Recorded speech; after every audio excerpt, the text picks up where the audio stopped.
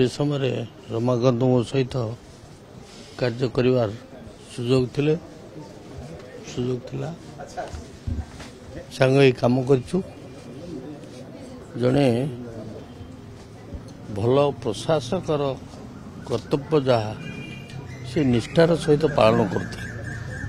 बहु अफिसर को देखी ताकर जहाँ नैतिक कर्तव्य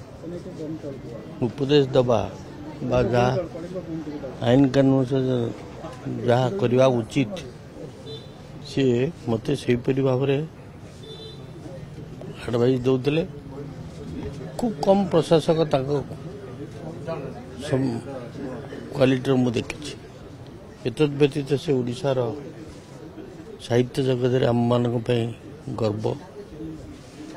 सुसाहित्यिक जन सुप्रशासक व्यक्ति थे से जो निष्पत्ति भी नौले जहाँ एडवाइस दौले ता ग्रहण योग्य एवं ओडिशार हितपाई ओडिशार जनसाधारण हितपाई प्रशासन हितपाई यह उपयोगी थिला ताको परी प्रशासक बहुत कम मुझे देखी।